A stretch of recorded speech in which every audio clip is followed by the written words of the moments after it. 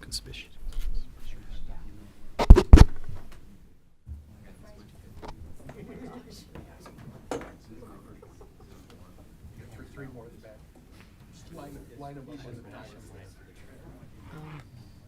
We won't need to read that whole resolution, the 30 by 30 that I put, just talk about it. Yeah. And- Oh, crud. Oh, there. Oh. Where's my packet?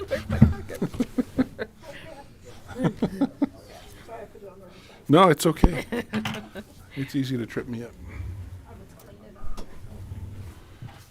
Okay. We ready to go? Yeah. Minutes after. Yeah. I've got everything going, so. Today is the 20th. Quick, I'll be right back.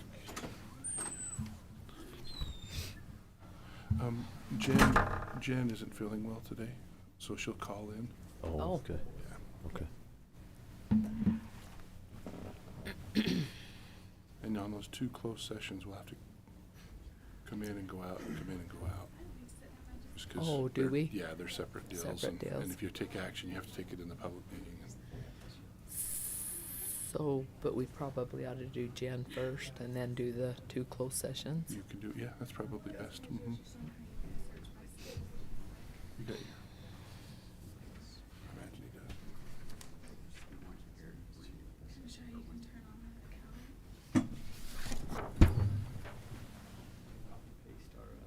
Oh. So,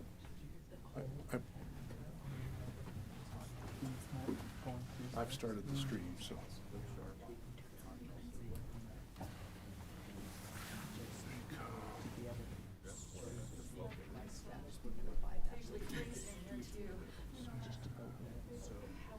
So we're gonna go to personnel, then jump back to these. And then John just said we had to do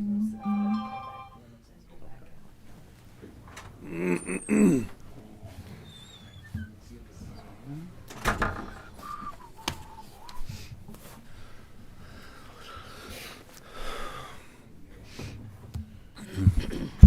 We're streaming, John? It's We going, good? yeah.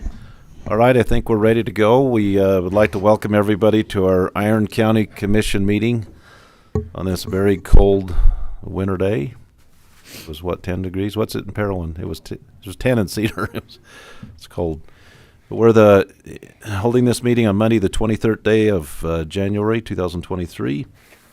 And I have asked Lucas Little, our auditor, to give us our opening prayer, and following that, ask Sam Woodall to lead us in the Pledge of Allegiance.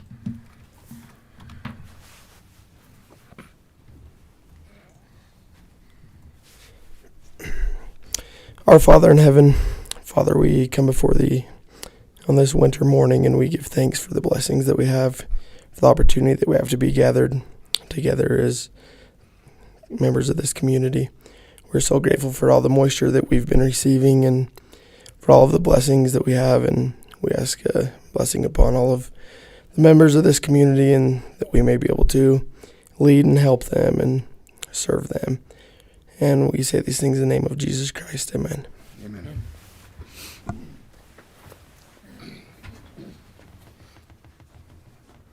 I pledge Allegiance to the flag of the United States of America and And to the republic for which it stands, one nation, under God, indivisible, with liberty and justice for all.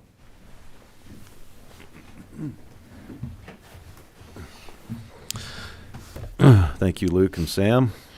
We'll start out this morning by approving our minutes of January 9th, 2023. Has everybody had a chance to look at those? Yes. I'll move for approval of the minutes of January 9th, 2023. Second? It's been moved and seconded to approve the minutes of January 9th, 2023. All in favor? Aye. Aye. And then we'll need to approve our warrants. I'll move for approval of claims for payment from January 9th, 2023 to January 22nd, 2023. Second. It's been moved and second to approve our claims for payment from January 9th to January 22nd, 2023. All in favor? Aye. Aye. Okay, looks like we have our assessor here. We'll go ahead and move to his report. Karsten Reed.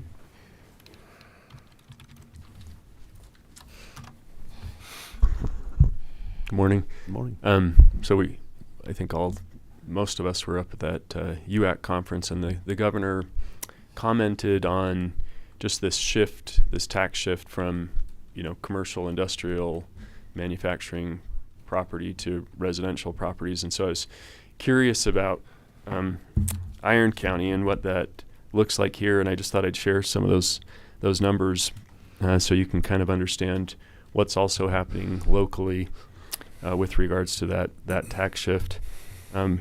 Commercial properties, so from 2021 to 2022, the median sales price of commercial property in that year was $367, and in this past year it was $375. So kind of a negligible amount. We went from $367 median sales price to $375. Residentially, we went from 2021 to 2022, $323,400 to $421,000, and so the tax shift to residential properties has been significant, and it's another reason why some of these people are coming in and really feeling that tax shift. So I just thought that was an interesting thing that the governor pointed out, and I wondered what it looked like here. And it's pretty extreme here. There's not very many commercial sales. The burden is being increasingly shifted to residential homeowners, and that's something to be, I think, cognizant and aware of. Karsten, could you also mention, they talked in that meeting about the state froze. It's the education funding on property tax, and they froze that for 5 years, and this is last year. This is the last year, and so hopefully next year people will see a little bit of a change. It seemed like it was kind of, I'm just going to throw out a number, around $200 to $300 per residential home was kind of, and obviously that scales as the value changes on a home, but a big enough amount of money that somebody would see a difference, So, anyways, yeah. So I thought that was kind of an interesting metrics and something, something to be aware of. Karsten, could you explain why that is a big, how that math works into the individual's tax bill? Well, it's the principle of equity is that it's all based upon the value of a property. And so as residential values increase and commercial values don't increase at the same rate, in fact, they're, they barely, it's negligible to go from 370 to 375 median sales price. It just means that all of the shift of taxation goes to residential homes.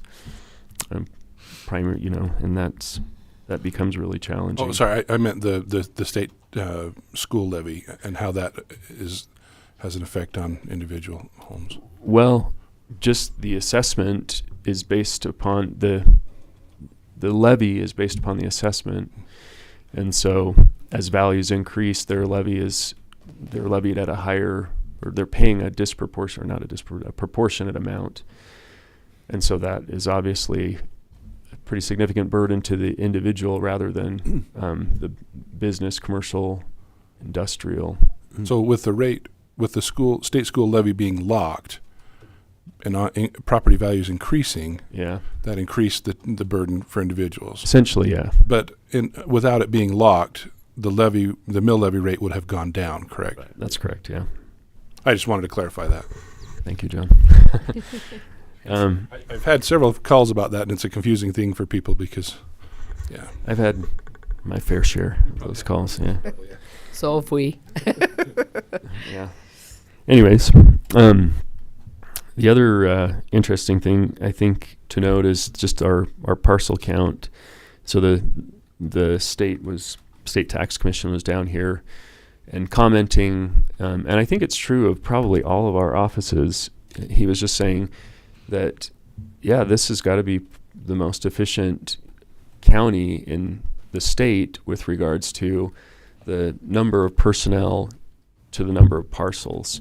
And he was talking about the offices that he supervises, the different counties that he supervises in northern Utah that are our same class of county, and that we have fewer employees per parcel relative to all of our counterparts. And I think that's true of every office in our county. And so I think it should be noted that we all run really efficient offices. We're really cognizant of taxpayer funds, and I think that's really important. The kind of the last thing to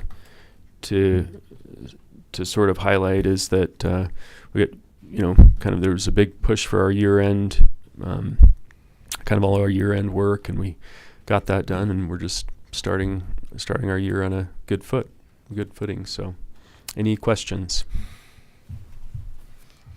Okay. Thank you, Doug. You're welcome. Appreciate that report. All right, we'll go to IT. Jared. Morning. Good to be here. We're pretty excited to close out 2022. There's a lot of year-end stuff that we do to close it all out, get ready for 2023, and then excited for a new year. The first of the year is always really busy for us. We always get the new budget in, and so there's new computers, new all that kind of stuff, and so we stay real busy for about the first couple months. But a couple of really exciting things that we just completed, and we kind of completed at the end of 2022, the start of 2023, is the new phone system. It's up and operational and almost completely finalized. We'll be finalizing it within the next week or two, and it'll be completely done. So pretty excited about that. That was a huge task. Took a lot of hours, and we took a lot of that on internally too. So big shout out to both Josh and Ron. They really got invested in it, and we saved a lot of training dollars and conversion dollars because of their knowledge and their willingness to really push it. So I mean, the savings was significant. It was really good. So really, I'm really proud of those guys. They really did a great job on that. Well, so really awesome. It is good. And then during that same time, we were also working with some, trying to get some grant funding, which we were able to obtain. And we went ahead and purchased some more software and hardware for cybersecurity. So we're really excited about that we were able to obtain that grant money and not cost the county any extra money and get us a little bit better protected. So we're excited about those. Those are really kind of the biggest two items that we have. We're excited for new budget season and ready to work on that, but everything looks really good that way. Last year I think we closed out pretty good, and this year we'll do well. So Kendall's got some more too, but I won't steal Carrie's thunder. She's worked well with Kendall, so on that stuff. No, this is all yours. You'll do better than I will anyway. So but yeah, the GIS is moving forward too. He's getting busy and busy. We're getting to the point where if we keep spreading as far as we are at the county, we're going to need some additional help, or have some of those departments really identify one person to help out with GIS. So it's really moving forward good, which is really exciting. It really helps a lot of the individuals. So, but that's pretty much it, unless you guys got questions for me. Kendall, do you have anything you want to add? He's with Gary. Okay. Yeah, that's awesome. Awesome, good job. Thank you. Thanks. All right, Gary, our county recorder. Okay, really quick before we get to the fun stuff. So because this is my first report since the end of the year, I'll just give you some of our numbers for last year, for 2022. So of course we've slowed down a little bit. So our total recordings for the year were 17,162, which was about 7,000 less than last year. Our total plats were 64. Last year we had 71, so not too much difference there. And then, of course, all my revenue basically comes from recordings. So my revenue was down about 300,000 because when the recordings go down, the revenue goes down.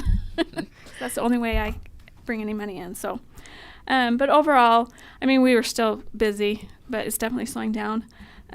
We created 1,225 new accounts, and currently the county has approximately 53,000 parcels. So,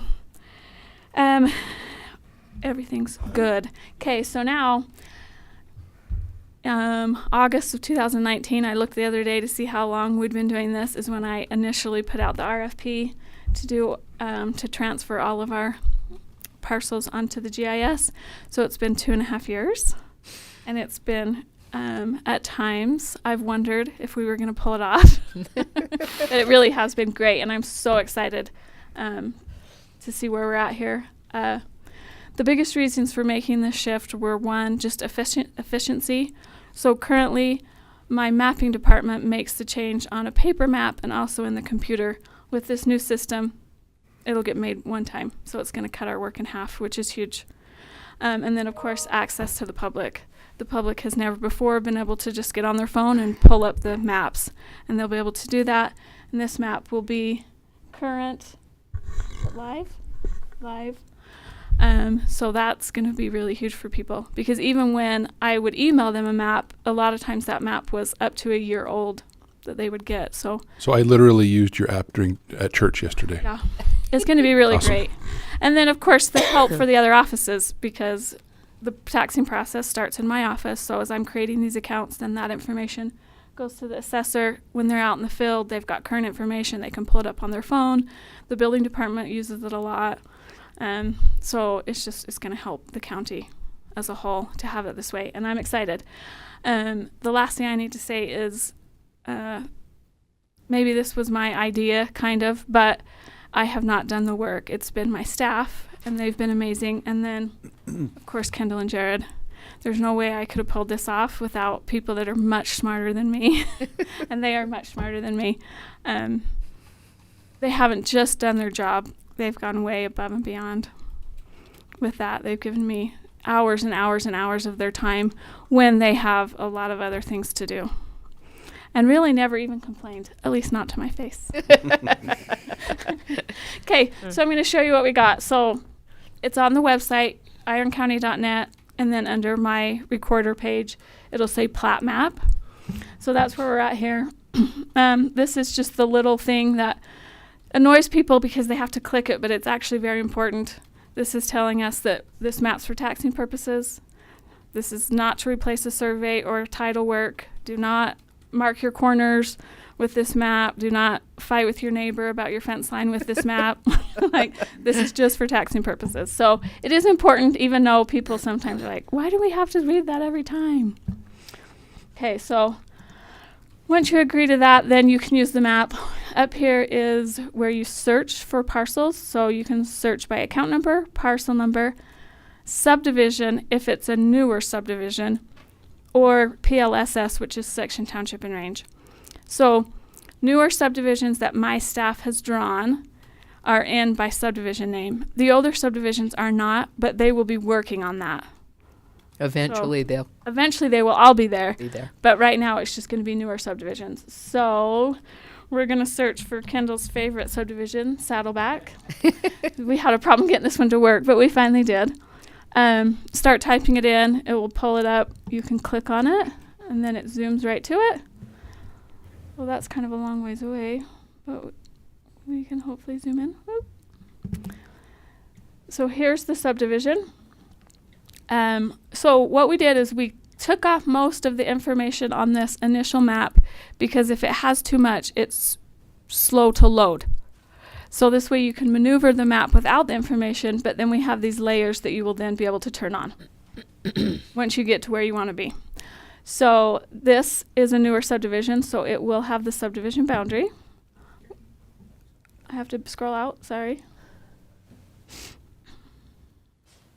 Am I still too close? Yes, I am. See this black line? It's the boundary. Yeah, and then it tells you what this subdivision is called. Saddleback Phase 6, and then that's the boundary.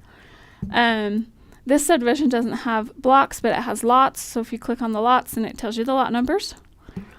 Right-of-ways are going to be the roads. Again, that's only going to be in the new subdivisions, because the old ones, they weren't listing all those right-of-ways. But over time, we will have all those on there. So it hatches it there, and it tells you what it's called. Your parcel labels are the account information. So that's account number, parcel number, owner, and acreage. And then your tax parcel line labels are the dimensions of the lines. So state code tells me that my parcel map has to have bearings and distances and the account information. That's what I have to keep track of. So that information is on there. Some people need that, some people don't. The nice thing is you can turn on and off what you want to know. So the other way you can search is by account number. It's best if you turn off those things or else it's going to take a long time. Let's see, 49. Oh yes, good job, Kendall. See, this is why Kendall's here. He keeps me straight. I have to have the 7 digits. Start typing it, pull it up. There it is. So there's the account, and then of course you can do the same thing and turn on whatever information you need to know for that subdivision. Do you guys have any questions? Oh yes. Which one shows the owner? Right here, it's AMC Development. So see, it says account numbers first, and then the parcel number, and then the owner's the third line there, and then the acreage at the bottom. So that one's owned by AMC Development. Click on the parcel. Oh yeah, I forgot about that, Kendall. Do I need to close this So out? the minute you record this, it's current? It's The minute we make the change to the map. So a document gets recorded, which when I record a document, basically I'm giving it an entry number, a book and page, and a time that it was recorded. Then there's several steps that happen before it gets to the mapping department. But once it gets to the mapping department and they make the changes, then it will show up on the map. So it'll be a few days, is that? Yes. Okay. Yep. Okay, so you can also click right on the parcel and it gives you that information. And another nice thing is, and this works, I won't click on it because it might take a minute, but you can view information. It will take you directly to Eagle Web. Then that way you can view documents, you can view the official map, you can see where we're mailing tax notices, whatever it is you want to see there. So that's also great. And then people can print. If they want to, they can print their own maps right from their house. Wow. I'm basically making it so people don't ever have to come into my office.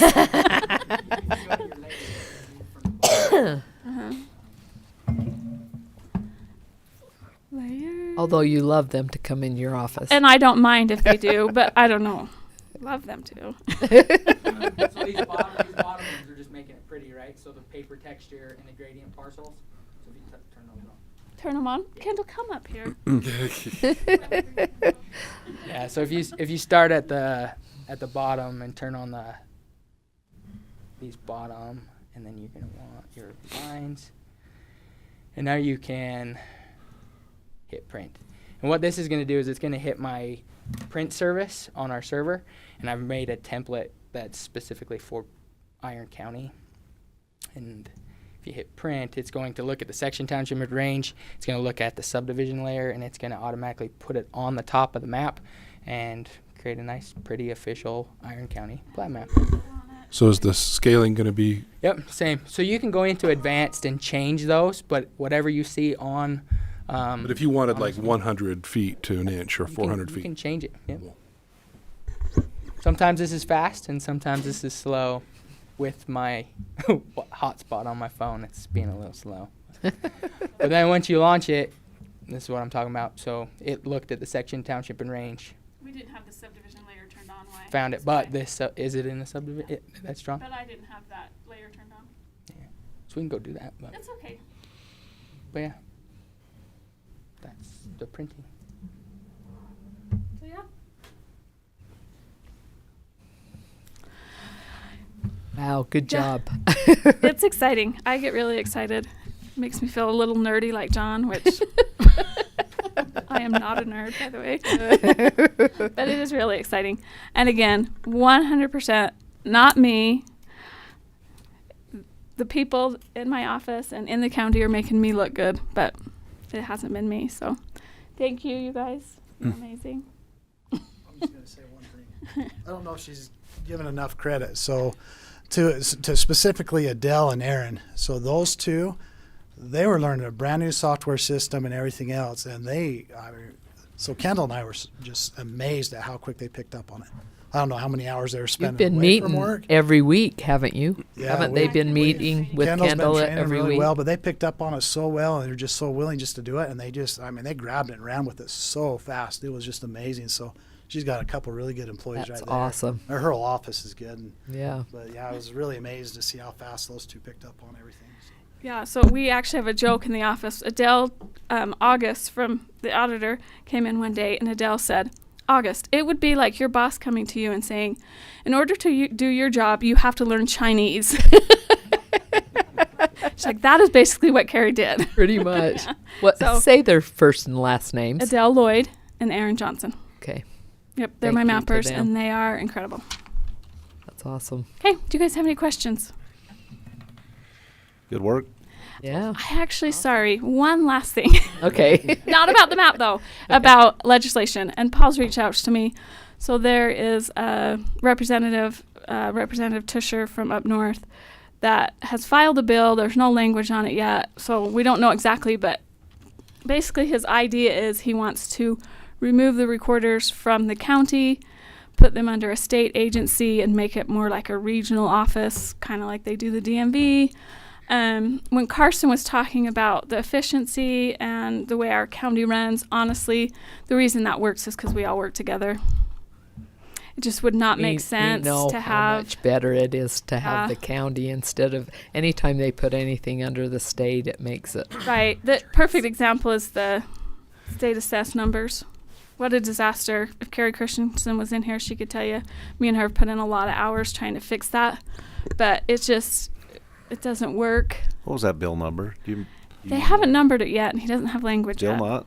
Not as of Friday. I didn't check this morning. Would you let us know? Because I I've been will. tracking a bunch Yeah. of bills I'm watching, and that's one I want to add to my list. Yes, once it gets numbered, I will let you guys know, and then of course I'd ask for all your support in trying to squash that if we can. I don't know. It just every year it's like we're playing defense with legislature with these kind of ideas. It's I don't know. The state just wants to not give us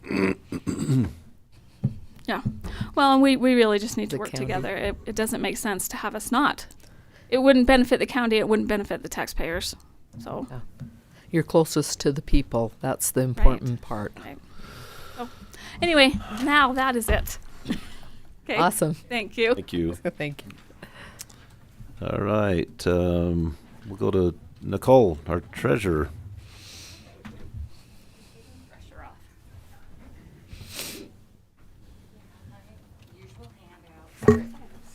Oh, thanks. Thank you.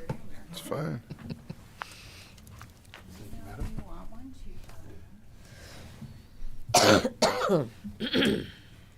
Okay, so, yes, I have all my reports just so you have all of our end of the year info for 2022.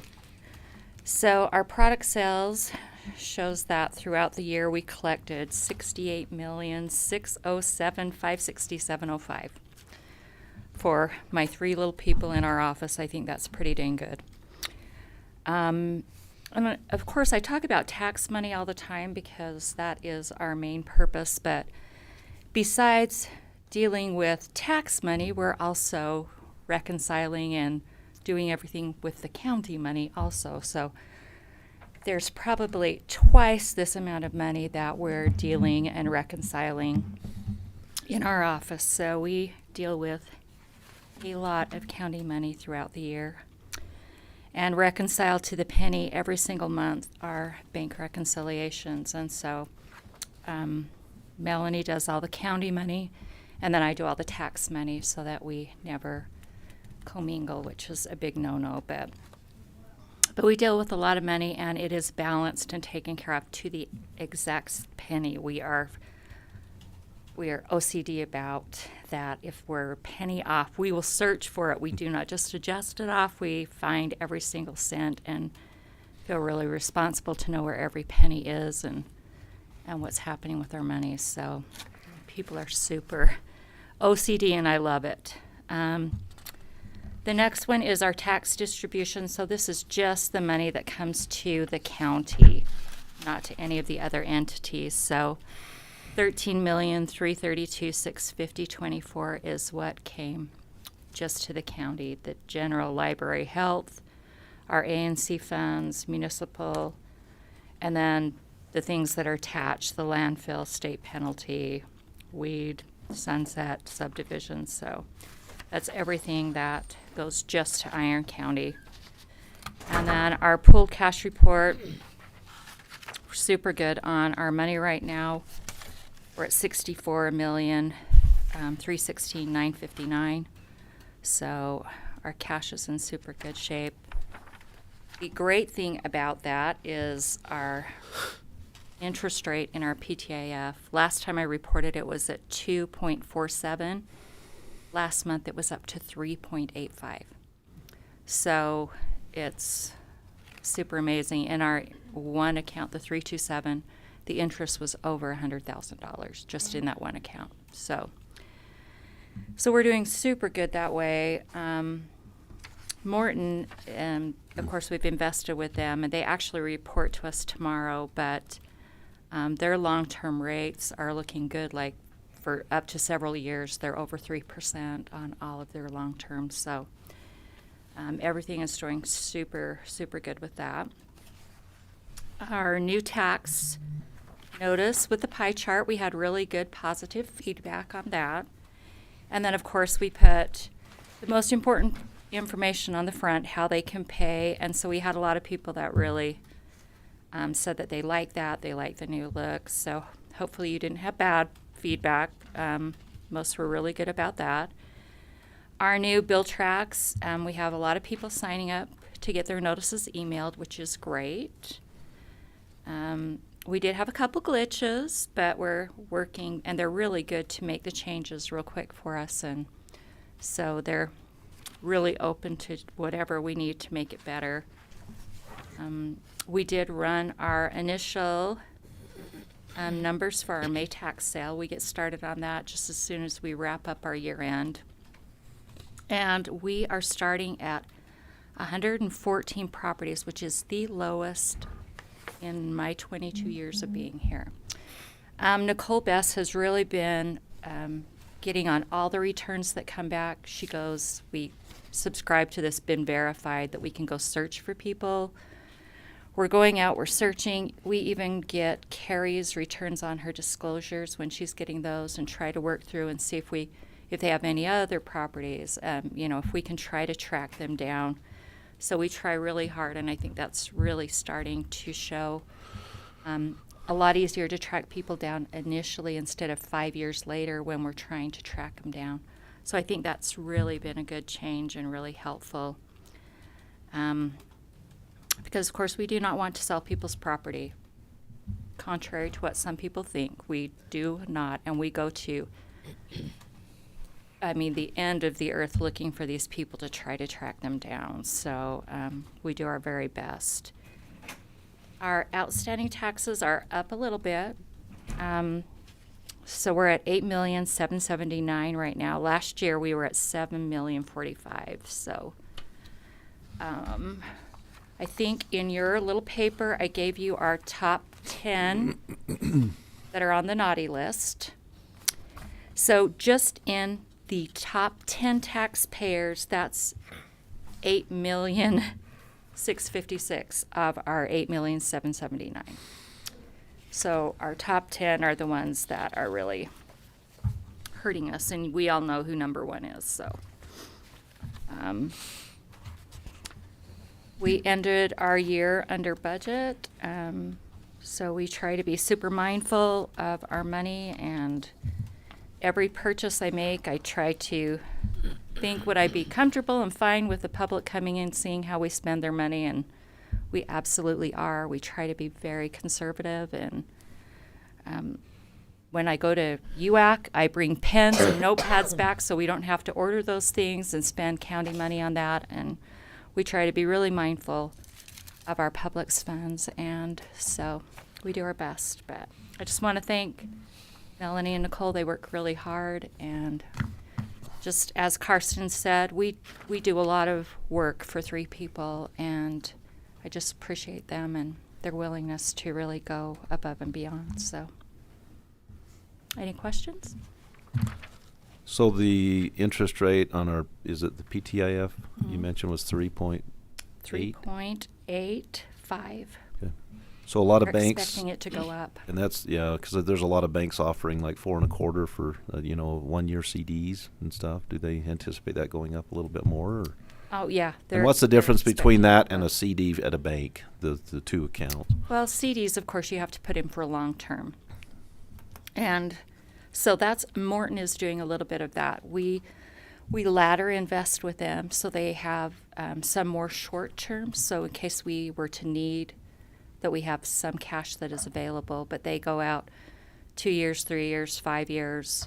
And so certain amounts of money are getting a higher rate for longer out. So It's interesting. I've seen yeah, we some banks. can't tie all of our money up in CD, of Sure. course, because we have to have Sure, of course. availability. But we do invest with them so that we can get some of those long-term rates. It's interesting to see some CDs at 1 year CDs for that rate. I Yeah. was surprised to see that this year.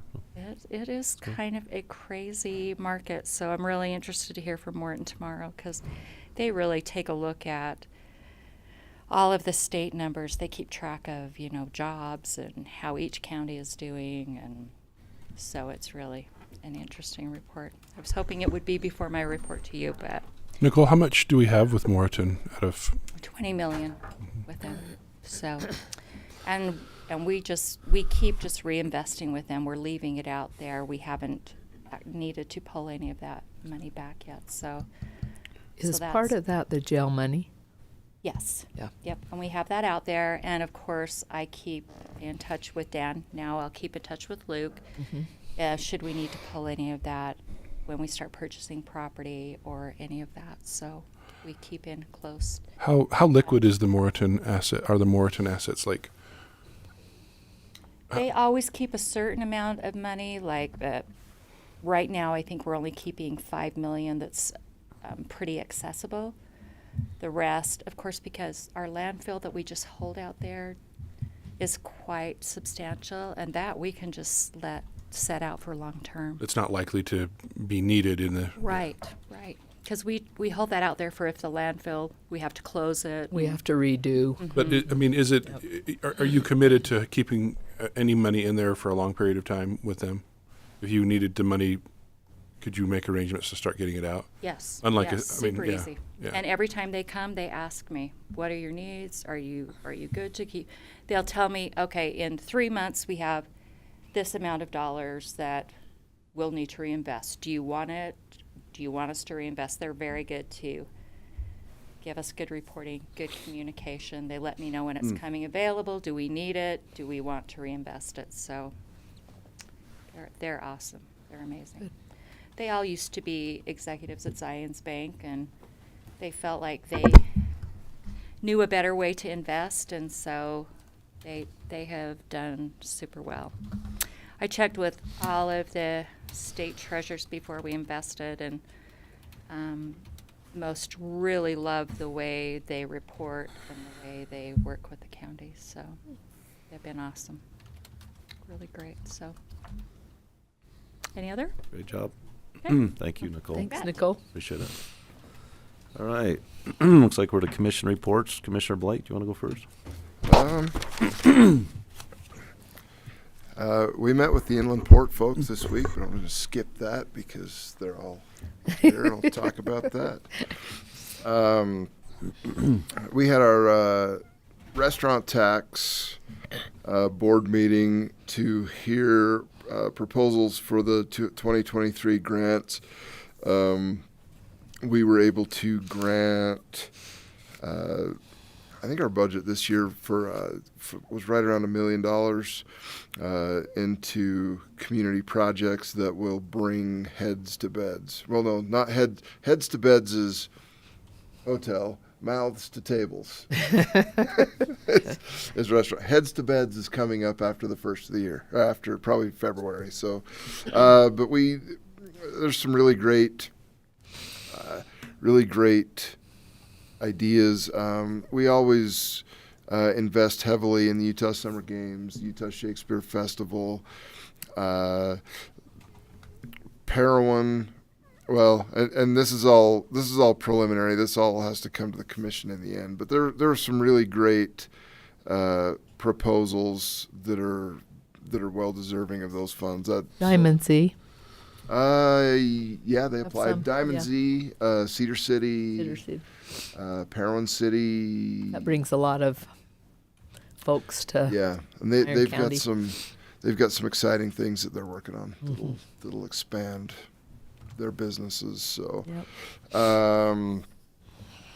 moving forward on the plans, last commission meeting we solidified the contract between Enoch City and the county, transferring that property where we're going to build the new Children's Justice Center. We've met several times on that. We're moving forward on plans, bids for construction, working on several avenues just to make sure that we've got the proper funding in place. We've really put a lot of time into that. Just in the last couple of weeks, now that we have the property in place, that's full steam ahead. We've had I met with the home builders. They asked me to be their keynote speaker with their officer installation this last week. It's really good. I mean, it's a great organization. Commissioner Cousins has been a member of that organization forever. They're super helpful. We're talking about help with things with the Children's Justice Center, and those guys are all awesome. They want to help and contribute there. Met with the tourism board, and we're presented the new destination development plan for Iron County. That's at least a 10-year plan, how to better market and sell our area as a destination. And that was very comprehensive. It was very helpful. In fact, that was the plan. That was the same day as County Day on the Hill. Maria begged and pled, said I've got to have at least one commissioner there. This is kind of the direction we're headed in the next 10 years. I felt really bad I couldn't be there. Well, I'm their liaison Yeah. guy, so that was my responsibility. So, but it was good. It's exciting to see that there is a plan. We're not just flying by the seat of our pants as far as marketing and amenity development, things like that. It's pretty exciting. At the airport, we approved all of. Basically, we're getting 2 air ambulances into Iron County. I'll comment on the one now because it's kind of a done deal. Air Methods is moving a base here into Iron County. We approved the building, the lease for the hangars and such. Air Methods is the same company that runs Mercy Air out of Las Vegas. They're actually the biggest air ambulance company in the United States. They've got over 350 bases. It's a big deal. We use public safety calls on air ambulances way more than probably most people would think. We'll now have a 7-minute response time, basically from call to in the air. 5 of those minutes are just spooling up the helicopter. So that's a big thing for our area. So we're really happy to welcome Air Methods in. They're legitimate. So that's about it. Thank you. Mr. Wood? Okay. On the 12th, we had a meeting with the High Desert Trail, coordinating with Carly Leash. That's a trail that will go into the western side of Utah, and it'll come all the way through this whole state. So each county is doing their part for staging areas, restrooms, that type of thing. And we were just coordinating for the Iron County. We've had several meetings with the whole bunch of them, which is a lot. But the signage and all of that type of thing, we're going to have one staging area out in Newcastle at right there at the little store, and the other staging will be at Three Peaks, our recreation area, and we'll make a new. So, last year in the legislature, they got $1 million to help with that, for signage, for helping with the staging areas, and those are ATV trails, and so we're really excited about those. On the 10th, Paul and I went over to Forest Products Industry in Richfield, and what it is it's a shared stewardship that different agencies, NRCS, Forest Service, BLM, they all work together to do projects to rehab areas and make them healthier for us. The U.S. Forest Service are just announced this last week while we were up at the legislature, that they are going to do a couple of big projects. One is going to be on Pine Valley, the Pine Valley District, and the other is up in the Wasatch. Protecting our watersheds. We also went to a meeting while we were up on the hill. We stayed from Tuesday till Friday and went to many meetings. One of them, a gal from the Salt Lake Council had wrote a letter, and we all put our name on that letter. It was talking about the watershed up in Salt Lake and in other areas too, how the trees are drinking all of our water, and that's the reason why we're having trouble with our water. We need to do these projects to get the water down into our aquifer, because if they're drank by the trees, then we don't get it down to the aquifer, and Paul probably want to maybe talk about that a little more. There's another bill that we're watching. It's SB 61. It's a railroad bill for the agriculture community that runs next to the railroad. And me personally, my husband and I do run next to the railroad. We've had cattle killed many times, and it's up to the ranchers. They will pay for them, but it takes months and months to be paid for them. You have to have a brand inspector come out, look and find the brands on them to make sure how many cattle were killed. The one time we had, I think there was a dozen, and there were parts and pieces everywhere because there was so many of them. But anyway, this bill puts that burden back on the railroad that they maintain their fences, because all the fences have fallen down. And they figure that it's just easier to pay for the cattle than it is for them to maintain those fences, which it probably is, because a lot of the ranchers just don't take the time to, because it's a big deal. I mean, you have to get pictures, you have to send all the information, and the cost of each animal and that type of thing. So it's a big burden on the rancher. So this Tammy Pearson from Beaver County is the one that's helped Senator Owens push this through, and they got it out of committee. So we'll see where it goes from there. We also attended a committee meeting on the transgender issue.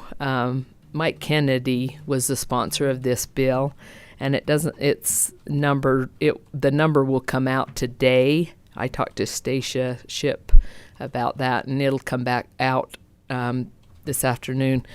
But it's pretty much so that children aren't being given all the puberty blockers and the surgeries and all of that until they're old enough to make those decisions. And Rex, his is HB 132, and his is a similar bill out of the House, and Mike's was out of the Senate. And Rex has been working on this for 4 years, trying to protect our children in Utah, which I think is very important. Tuesday at 2:00, there will be a committee meeting tomorrow. So if anybody's interested, you can go to the website of the legislature and get on that committee. It's, I think, House Resource. I think it's the Human Resource, I think, is the committee that it's through. I guess that's all I have. Okay, thank you. It's been busy. That bill, I just looked it up, Marilyn. That one for Mike Kennedy is Senate Bill 16. Okay. She said they would announce it today, but Yeah, it was that one, and that was a interesting it was interesting. committee meeting. So I've got a few things. We had our 5 county meetings, Association of Government meetings 2 weeks ago, and we're going to start holding those in Cedar City. The board has decided that we're just going to, rather than travel, we used to go to Beaver and Escalante and Washington and Kane and travel around a lot, and everybody just kind of voted to have it in a central location, so we're having those at the Heritage Center now. And appreciate Jason Clark for hosting those and helping us set up. Tomorrow. This is this week. Tomorrow, we're excited to have Joel Ferry. He used to be a legislator, but he's now the DNR executive director, and he's going to be here for a water tour. I'm going to be going with the mayor and some of the board members on the Central Iron County Water Conservancy District, and we're going to actually start out in Escalante Valley to look at the Holtz and some of their technology on making water go further, be more efficient with the water they use. We're going to start there and then bring him over here and show him some more recharge projects we've done over the last 10 years. And so we're really excited. When you get some of these, it's one thing to talk to these people, but once you let them come down and touch it, see it, and feel it, it really makes a difference. With these boards to be able to see what you're doing and hopefully get some of more of their support with what we're trying to do.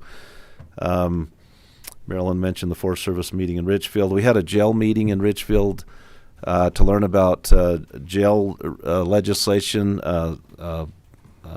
This Daryl, is it Owens? Daryl Owens. Darren Owens or Daryl Owens? Owens is running a bill to try, I guess every year, and Ken could speak to this better, but every year you go and beg for jail funding.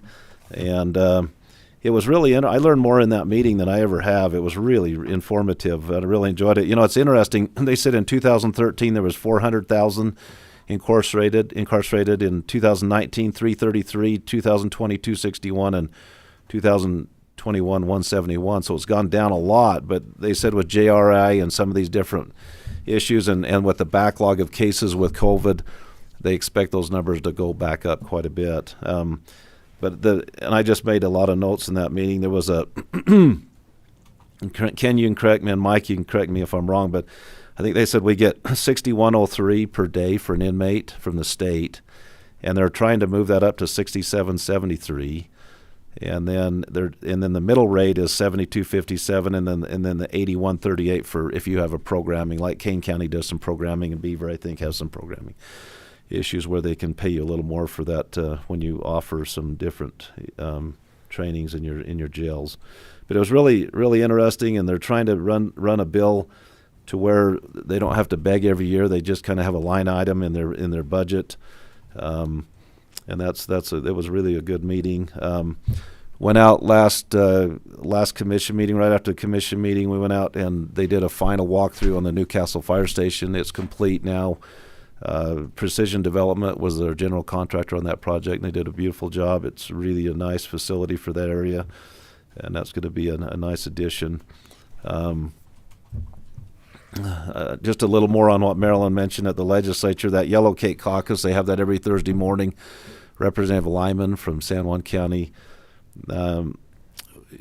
host that. It was really informative. Dee Theodore was the Salt Lake City councilwoman that wrote this letter, and it's just brilliant, where she talks about the answer is not to take agriculture is not the enemy. The enemy is the overgrown forests.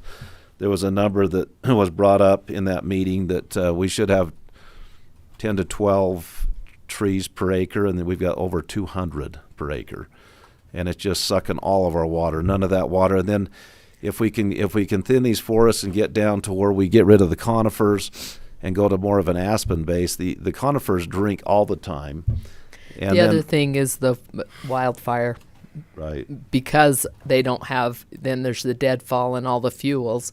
So there's all this wildfires that we're all having to deal with too. That you don't have that so much when you take care of the forest. Right. And it's with the conifers, the snow sits on the boughs and it has more of a tendency to evaporate, whereas the aspen, it falls on the ground. And it was interesting to learn some of these things. The aspens, they drink until the leaves fall off and then they stop. And so they use about 40 to 50% less water. So really the answer is in forest management, in our water problems. And she contends with her biology background that in 5 years they could solve the Lake Powell, or not Lake Powell, but well, that too, that'll help that. But this Great Salt Lake decline, in 5 years they could solve that problem if they just manage the forest properly. Little and Big Cottonwood Canyons especially, if they could. And like Marilyn said, there's such a fire risk with the overgrown forest that it really can jeopardize northern Utah's water supply if they have a big fire. So we were so amazed that that someone from Salt Lake actually brought that. I mean, we scream to the top of our lungs all the time about this very issue. But for someone from Salt Lake City to write a letter like that, we immediately put our names on it, because we've been trying to, and of course they have so many more legislatures that can help them push things through. But so we're really in hopes that this is going to help us too in southern Utah. It was really exciting to see a letter like that come out from the Salt Lake City Council instead of rural Utah, right? I mean, that typically that may be a little bit more of a liberal type atmosphere, and to have a letter like that come out from that body was really encouraging, where we have some support, and maybe they'll listen a little better on some of those things. But Watershed Restoration Initiative, I know Reg Johnson has recently got some money, which is exciting. Marilyn mentioned that with Pine Valley Project and some of these things. Ben Burr gave a presentation in the Yellow Cake Caucus. He talked about the Tale of Two Lakes. There's so many of us that are concerned, or so many that are concerned about the Great Salt Lake decline, but Lake Powell is a huge issue, and a lot of people don't really pay attention to that as much. It wouldn't take long. Thankfully, we've been so blessed with some moisture this winter, but their goal is to get the lake to 3588. But if it drops down to 3400, it becomes more of a dead pool where it's just stagnant. They lose their power generation and some of those issues. 11 million people use Lake Powell and Lake Mead. He talked about some ideas. If they were to build desalination plants on the coast of California, just 5 of those could really take care of all the water needs they have down Mexico. He said it would be easier to do it in Mexico, and then pipe actually. it up to California. So because of the regulations and the pushback they get from environmentalists, but I think there's some positive things happening. We're watching a lot of bills at the legislature, a couple every day. And like I said before, it seems like every year we seem to play defense. A lot of these, like the recorder's office, some of these things just don't make sense. And so they've made it really nice. Anybody can log into the legislative session via Zoom and watch. They can even participate in committee meetings. If you're passionate about an issue, you can actually raise your hand and make a comment. They've made it really accessible to everybody to participate in that process, and it's really fascinating and a good thing to be involved in. So before we get done, could we have Ken come and talk about that out of that legislation out, or not legislation, but rules out of Washington D.C. with the AR-15. You want to take a minute? You want to take just a second? And, I mean, a lot of people don't know about this, and we've been talking about it a lot. So recently, the Alcohol, Tobacco, and Firearms issued a rule that affects. They were currently classified as pistols with arm braces, and for the past 10 years, they've been legal. Now ATF has changed the rule, which is not a law, but is an administrative ability that has been given them to be able to manage kind of day-to-day operations by Congress. And what it does is I guess it's enforced as law, even though it's a rule. But what the rule does is it's changing the classification of pistols with arm braces and making them short-barreled rifles. They gave a 120-day grace period for owners of such weapons to file a exemption and pay a $200 fee for a tax stamp that would keep it legal for them to possess those weapons. Part of the problem is ATF has created a burden for themselves and for our citizens in that by their own policies, that if they don't complete the background investigation on those individuals within 88 days, then they're automatically rejected. And at that point, the person becomes a felon. And you can't buy any other anything. No, and it puts you in a position where now you've sent the ATF all your information, all of your documentation that shows that you have this weapon, and it's left up to their discretion to whether they're going to come and pursue you as a felon or not. So there's a lot of problems with this. Paul sent out a email yesterday that there's a representative that Matt Gaetz. Is it Gates or Gaetz? Gaetz. That is introducing legislation to the House to disband ATF, and really that's probably going to be kind of a hollow threat. So even if it passes the House, it'll get buried in the Senate. But I think that that's an important step towards letting ATF know that Congress isn't happy with some of the rulemaking that they've been making lately, because ATF has done a lot recently. They've used this rulemaking authority for bump stocks. They've used this rulemaking authority for reset triggers. They've used it for other things that aren't coming to mind right now, but now this is the latest one. And it really bothers me from a number of perspectives. One is that I understand that it's difficult to always go to legislation for day-to-day operations, and so legislation has given them a certain amount of authority to make rules. But now they're making a rule that has always been enforced as law with no checks or balances as to whether it's constitutional or not until it goes through the courts. The second part that really bothers me is they're not a legislative body and they're not a taxing body, and yet now they're requiring you to pay a tax, which to me it seems like it's without representation. It's an imposed tax attached to this rule, and so I think that there's a number of concerns about it. I met with my sergeants and lieutenants and corporals this morning, and I instructed them that we will not be aiding ATF in the enforcement of any action on these, and that if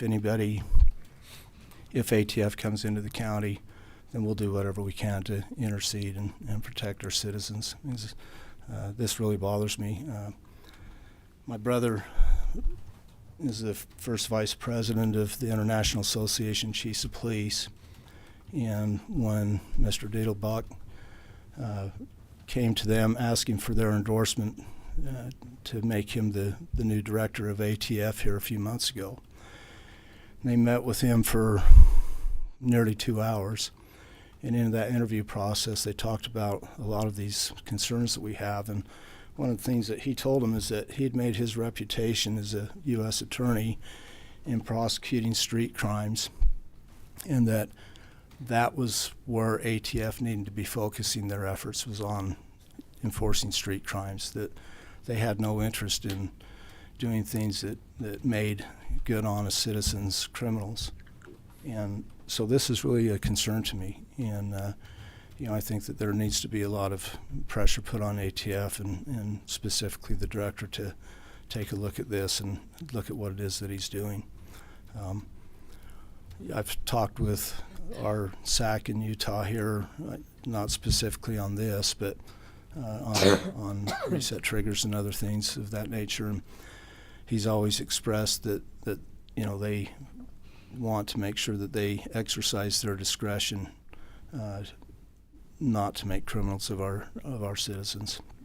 So I think that at least on the ground, most of our ATF agents are like most law enforcement. They're good, honorable people, and they want to do the right thing, and hopefully that they're going to exercise discretion in the proper manner. But from a sheriff's office perspective, we're not going to enforce this. We're not going to help them enforce it, and we'll do whatever we can to stand in their way to enforce something that I believe is unconstitutional. So, thanks. Thank you.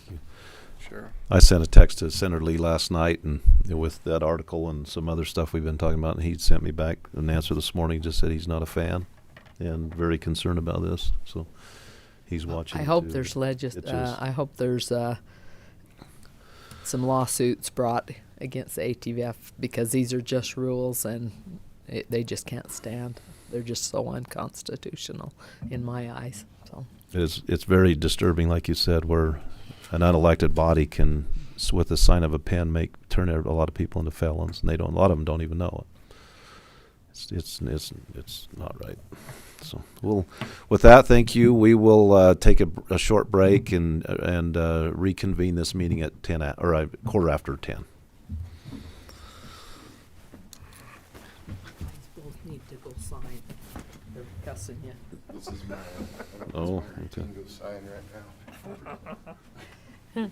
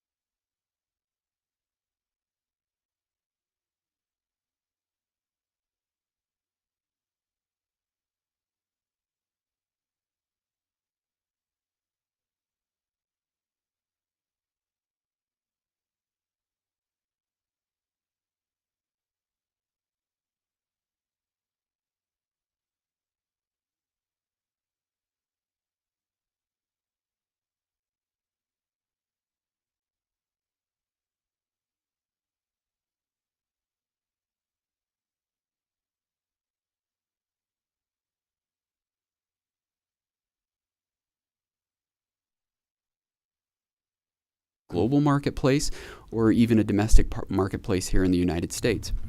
And so we have been working behind the scenes with county officials, Danny Stewart, but also with one of the tremendous businesses here in the area, BZI Still.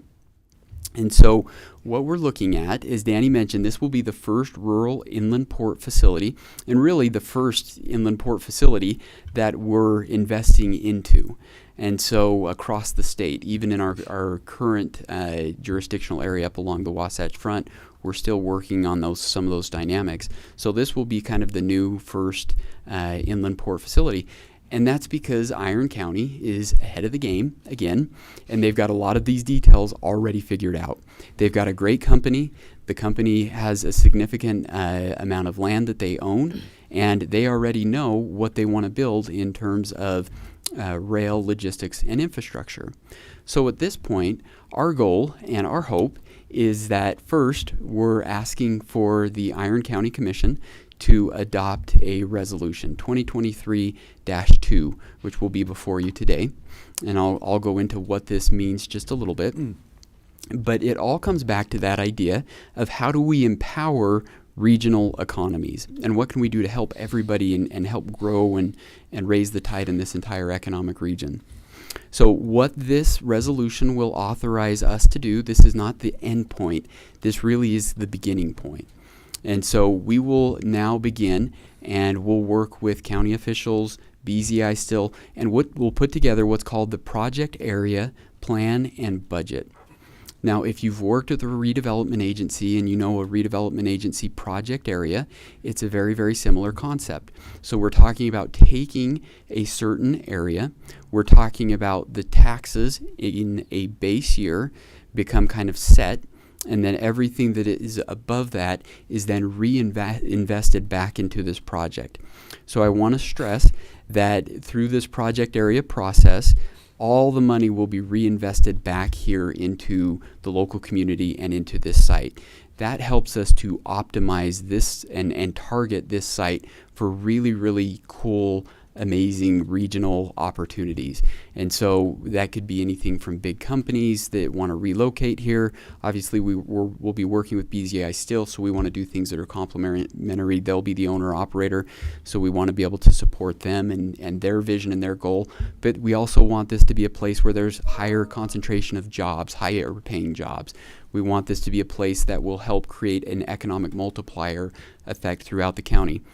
Also, as part of this, we will be receiving, reviewing, approving an application for the first infrastructure loan from our infrastructure bank.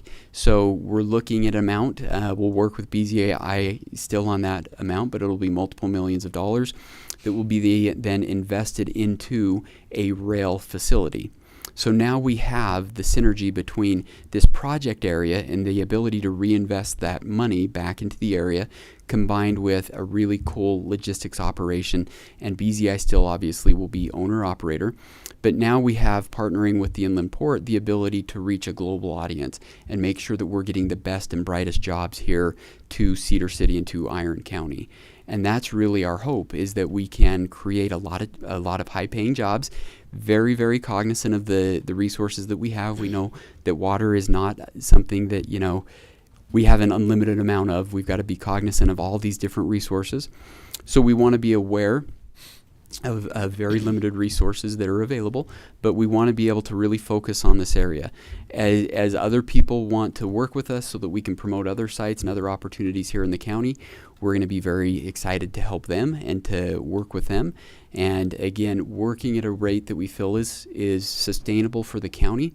We don't want to ever spur growth, because we hear this a lot along the Wasatch Front, where the growth is outpacing what the community can support. We don't want to overpower local communities. So how do we make sure the infrastructure is there? Are there things we can help coordinate with UDOT? Are there other state resources that we can help bring to the table? One of the other pieces that we've heard about is should there be a research component, so that what we're doing here, whether it's related to agricultural technology, aerospace and defense, a number of other local industries that Iron County has really helped develop over the years, are there other things we can do to help fuel some of those types of innovations and some of those things happening here. And so at the heart of this is logistics, but the purpose of this is the economy, and how do we help grow the economy in a really productive way with that coordination. And so with today's resolution and the Commission's opportunity to pass this resolution, we're excited to announce that we're going to be bringing the resources in a project area of the Utah Inland Port Authority in a coordinated manner to help grow the Iron County and the southwestern Utah economy. So we're ecstatic for this. There's a lot of legwork that's been done over the years. I really want to compliment the Iron County team, BZI Still, others that have helped prepare for today. I think there are some who may say, well, you're moving really quickly. Yeah, but you've been waiting for us for 4 years. So we don't feel like we're moving too quickly. We feel like we're behind the curve a little bit, and now we're just trying to catch up. So that's a higher level overview of what the resolution will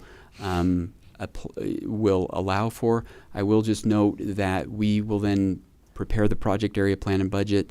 We'll have a couple more public meetings, and ultimately the Inland Port Authority Board will have to be the final approver of all of this, and we anticipate that will happen in the next couple of months.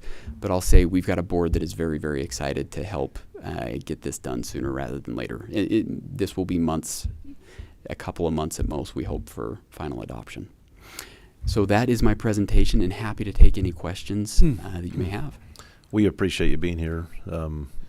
Could you, and we met three, I can recognize, let's see, it was Scott, I made notes here, there's Scott, Richard, and I missed one of your names.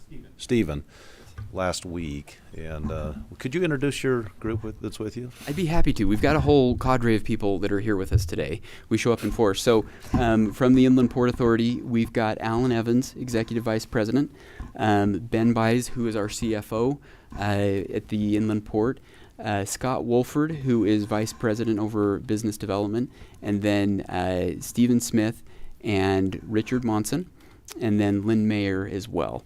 And so out of context, it's hard to remember a whole lot of names, but so you've kind of got the whole Inland Port team. And we did this purposefully so that you know who you're working with. This is not just some nameless, office up in Salt Lake City. We feel like we're not in a different part of the code. We were talking about this earlier. We're actually in Chapter 11 with all of the other communities. So we're not part of the state. We're more part of the local communities than we are part of the state. So we hope you see us as an ally on this and any topic that may come up, and that you know who we are and you know who to work with. Great, thank you. Thanks for being here on this. Did you drive? We got down here at about 11 o'clock last night. I felt like we were lied to by the weather forecast. That was a terrible storm. I'll tell you, coming through the passes, I was wondering if we were going to make it this morning, but we got in at about 11 o'clock last night, and no one was harmed, thankfully. That's awesome. And but again, this wouldn't be anywhere else this morning. So excited to be here. Thank you. Well, I know there's been a lot of effort. I know there's a lot of people scrambled last minute to put this. As I watched the email chain, there's a lot of people that we appreciate our county attorney's office and Danny and everybody that was involved in putting this resolution together. Do we want to, Danny, how do we want to do that? Do we want to read the resolution, or do we want to just, how do you want to handle this? I know we need to vote on it. I'm happy to read it. If we want to read it, do we want to just? Sure. No, it's relatively straightforward, and you saw it. It's fairly short. It would be okay to read through it, whatever you'd like to do. You've had experience with similar project areas for our own redevelopment projects with solar energy. This is very comparable, but it is different in that the Inland Port Authority will be the jurisdiction that oversees this project area. But yeah, if we would like to read through it, I should have bullet pointed this, and like I say, it's all come together really It's quick. not that long. I can read it if you'd like. One question before I do. So the tax increment this parcel, I noticed in the communications, this does not include the Savage parcel, right?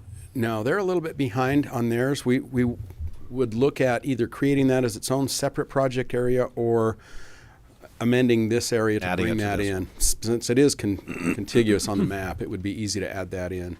So as you have that baseline value, and then you get the tax increment going forward, the tax increment you collect above that base value, Does it just go to the, is it earmarked just for this 800 acres, for that piece? Correct. And is that money that's in a pool that's available for loans like the other? Or is it, how does that work? So I'll answer this, and then I'll let Ben correct me. But when we do these sorts of projects with other developers for solar development or whatever that may be, it's the agency, it's the Community Development Renewal Agency that receives those funds back and then disperses them according to the agreements that have been set up. And that's similar to how this will be done, only instead of our agency receiving it, the Port Authority will do that. So, Yes, just quickly, we have a second loan bank that is not in any way affiliated with this project area or this tax increment. That is the fund that we will be drawing from for any infrastructure loans, whether it's $10 million or whatever it may be. That is new money invested into this area. So for the project area plan and budget, we are going to take direction from the county, BZI still, and other taxing entities as to how that money is going to be invested. Okay. Thank you. Well, I'll read this real quick. This is Iron County Resolution 2023-2, and it's a resolution supporting excuse me, the creation of a Utah Inland Port Authority project area in Iron County. Whereas Iron County, the county, is a political subdivision of the state of Utah, and the Board of Iron County Commissioners, the board, excuse me, is a public entity with authority to make resolutions with respect to the county, and whereas the county desires the Utah Inland Port Authority, the Port Authority Board, to create a project area to help fund the development of the Commerce Crossroads Logistics Park, the legal description for which is included in Exhibit A. And whereas the site includes more than 800 acres located west of Cedar City and Iron Springs Road, the site will be anchored by BZI Steel's new 400,000 square foot manufacturing facility and by a transloading facility that will serve BZI, the park's future industrial tenants in the entire region of the southwest southwest Utah. And whereas much of the infrastructure for the site is already in place, but there remains a need for new infrastructure construction on site and existing infrastructure upgrades to facilitate the development of the site. And whereas the site fits the county's economic development vision by encouraging the retention and expansion of existing companies and the recruitment of new companies to create the employment opportunities for our residents. This project will bring new primary employment opportunities to the county, and it will provide railroad access to local and regional companies that are currently not able to access the rail. Additionally, this project fits the county's general plan and the zoning for this area. And whereas, after several years of planning, it is evident that the Port Authority's project area is the tool needed for development of the site to overcome financial barriers. The project area will enable the site to better serve the rest of the county and the surrounding region, well beyond the needs of BZI Steel. Companies located from throughout Iron, Washington, Beaver, Kane, and Garfield counties would gain access to rail service, helping these businesses succeed in the southwest area of Utah. And whereas the general public will benefit from the creation of this project through the creation of the new primary employment opportunities, through expanded rail service opportunities, through improvement through improved movement of materials in and out of southwestern Utah, and by better utilizing our community's railroad infrastructure, eliminating much of the truck traffic and maximizing our transportation resources regionally. And now therefore be it resolved by the Board of Iron County Commissioners follows that the board hereby consents to include the site in the proposed Utah Inland Port Authority project area, and 2, request the Port Authority to consider the site as indicated in Exhibit A below, and designate and approve the site as a project area to aid in its development, all in accordance with Utah Code annotated 11-58-501. And so that's the resolution. Is there any discussion amongst the commission? I would say that we've been kind of in discussion about our road, our Iron Spring Road. I've been visiting with Evan Vickers, Senator Evan Vickers, and he's got some monies that he's putting forth. It's hard to pass just for one area, but for the whole state for B and C class roads. And if we get some of that money, that would be will be just wonderful through the legislature. Just through appropriations, we'll be able to at least do part of that road. I'm hoping getting it to maybe Desert Mound Road at least. We'll see if that money comes through, but if not, we're going to have to look at other options to be able to upgrade that road because of all the truck traffic. We'll need to have some help with that. So I don't have anything. We've worked for long and hard for this.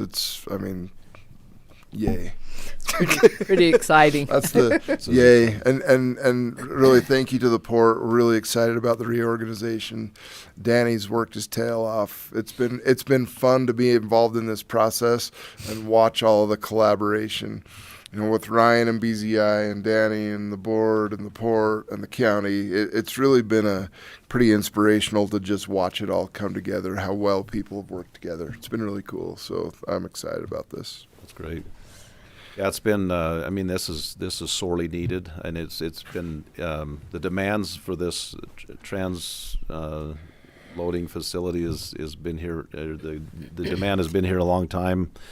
We appreciate companies like BZA and others that are stepping up and working with the Inland Port. This is exciting. Is there any comments from the public that would like to? Brian, would you have anything to say, or?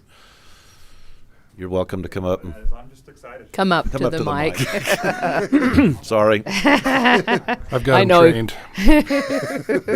I would just say, speaking on behalf of BZI, we're excited to be in this community, to be part of Cedar City, and to see this come together.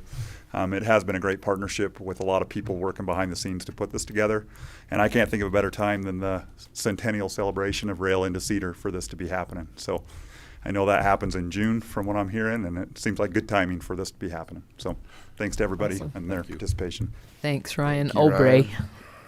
Any other comments? I just have a couple questions just because. Come up. State your name. Tell us your name, please. Nicole Rosenberg, Iron County Treasurer. So my question would just be, of course it's going to be property tax funds. So they're going to be a redevelopment agency through the Inland Port? Yes. That's who we would distribute monies to? Yes. Is it going to be just... Speak into the mic. Okay. So is this going to be like one, or are there going to be several sites that we would hold monies to distribute to? Just wondering about our process, how that will work for us. No, it's a very good question, and I think we're going to be working with the treasurer a lot, and so we'll make sure that we get this right. The intention is that, in essence, the Utah Inland Port Authority would act similar to what an RDA would. So yeah, instead of sending it to the RDA, it would go to the Inland Port. My assumption is we will probably do an interlocal agreement or some type of an agreement on the back end, just so that there's clarity around this. With the Inland Port capabilities, it does have the ability to work with all of the property taxes that come from the site, not just Iron counties or jurisdictions, but the school district and everything. And so all of those portions of the property tax would be sent to the Inland Port. We would then turn around and send those back to, if it's BZI still, if that's where we're directed to send them to, or wherever, however best to disperse those funds depending upon what they'll be used for. We are happy to do so. So ultimately, we'll be kind of playing the role of redevelopment agency, you're right, from the treasurer's perspective, and we can do all of the financial instruments and contracts to make sure the money gets where it needs to. So have you begun discussions about like percentage of increment years under the plan? Yes. You made it that far yet? We have, and my understanding is that this you always goes to the project plan less than supporting the thing broadly, right? Yes. Now, to your question, and we're glad when things line up, and thankfully in this case they did. So we are statutory limited. We cannot do more than 75%, with 25% going to the taxing entities themselves. So that will continue as a pass-through. Now, in this case, there's also 10% that comes out of that 75% that will be used for affordable housing. And again, we'll just take the county's direction in terms of where that money would go to. My understanding is that it may be used for an affordable housing component on site. And so if that's the case, whatever it may be, we would just have the right agreements in place to make sure the money gets to where it needs to be. So yes, very similar to the role of the RDA. We'll just so the 10% housing component is something that we've had for some time, and And I think the commissioners will have some direction on that, in the future. So far, I don't think we've put it to use yet, other than diverting it. But okay. So you don't necessarily have a percentage or an increment, no more than 70, certainly. Yeah, from what we've heard, I've heard that. So in essence, 65 for the project area, 10% for affordable housing. 25% for the pass-through to the taxing entities is kind of what I think everyone has understood. We're just going to honor that. That will be in our project area plan and budget, and we'll make sure that that's refined. And so if that 65% is meant to go to BZI Still, then we would just do we'd just do an agreement with BZI Still. We'd have to put all the pieces in place, but we'll just honor whatever agreements have already been made. I will just put this out there from the port standpoint. We do need to fund any of our operations associated with this, so there may be a very, very minimal administrative amount, but that would be very minimal. Have you talked about duration yet? No, and we're going to take, again, I don't want to sound like I'm pandering, but we are going to take the county's lead. So if the county says 25 years, then we'll do 25 years. If you say 10, we have the ability to go up to 40, but I don't know that that's being requested here. I think we were thinking more 20 to 25 years. Okay. So, is that a decision we need to talk about today? Or? It probably does not need necessarily to be decided today, but before we get our project area plan and budget finalized, working with Danny and BZI Still, so probably the next couple of weeks. We would need those percentages finalized. Is there anything in the discussions about valuation that might land differently? Much of the RDA work that we've done has been with solar, and of course they're valued a bit differently. Is there anything in that regard that you might share with us? No, I feel like this one is much more straightforward than what you would see with a solar or energy. I mean, when we're talking about straight development, these project areas have been done all over the state, with different content, obviously. But the fact that you have done a few here in Iron County definitely puts you ahead of the curve. But in terms of valuations and for us projections, even though the money doesn't flow to us, we want to make sure there's a good idea. Should the county or BZI Still support an effort around public infrastructure district, a PID, or future public financing? Those are all things that we want to be able to make sure that we understand just before we put our name and credibility on the line, that we're going to have the backstop necessary to fund that. I'm not sure that conversation's totally been thought about here and that it needs to be. Well, and so one of the hard lessons we've learned is doing the annual approval. Our council for the agency, suggested that we start doing that, and of course Danny put together the form, and it's been a tremendous. Solar farms are quite simple in that regard. Yeah. But do you anticipate that? Is that, and I don't want to use the term necessarily rubber stamp, but is it a fairly perfunctory process? Have you thought about what usually drives the annual approval is what's written in the project area plan? Yeah. Have you thought about what the requirements for receiving increment will be? Yeah. So yes, and all of those things will have to be worked out. If this gives the commission any comfort, so I think the reason actually I was hired for this is because of a very long history working with RDAs and tax increment, and so literally back to 2006 and even prior to that. And so in terms of looking at making sure that the nuts and the bolts of this are right, we're absolutely right there with you, 100%. Annual review, 100%. It's not going to be perfunctory, and we want to relook at those projections. We probably will be using, if everyone's okay with it, a company that is very reputable, whether it's Zions Public Finance or somebody else, to make sure those projections are accurate. But it'll be done on an annual basis. We have to do that. And also kind of a true up. Are we getting more than we thought? Are we getting less than we thought?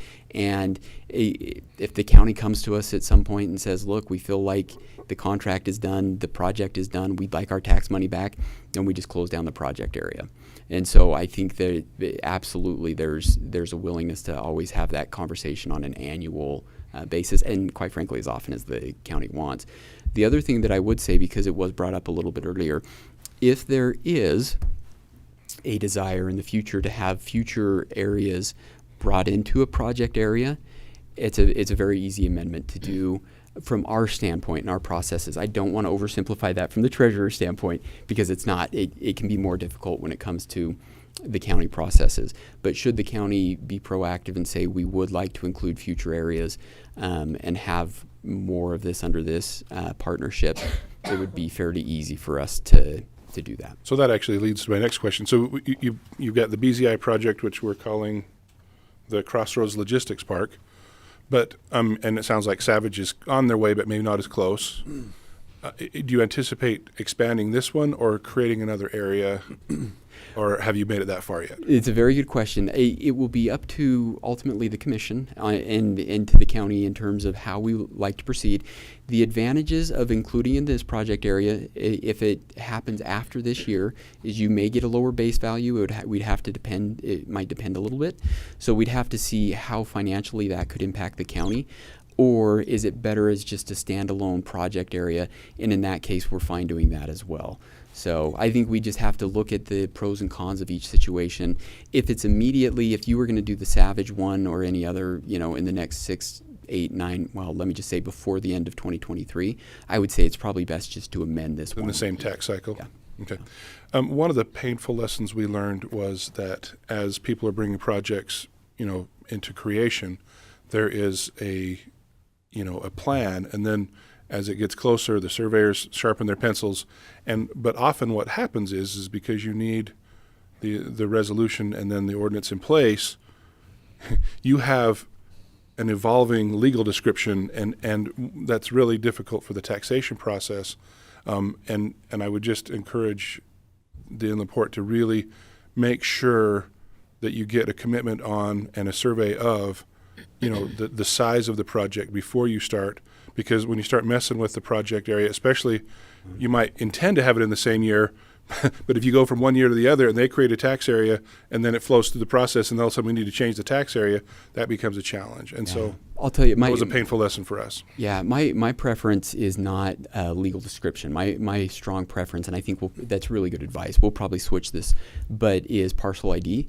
And I really like parcel ID because it's much more clean. And, if you have a parent-child split, whatever it happens down the road, it's much easier to track than what a legal description is.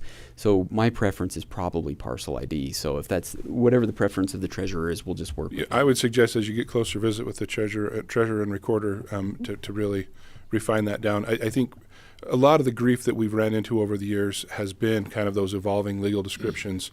And I know that, like for a recordable document, you can't just use an APN, and so. But I think you can work it out, and I appreciate your willingness to look at that.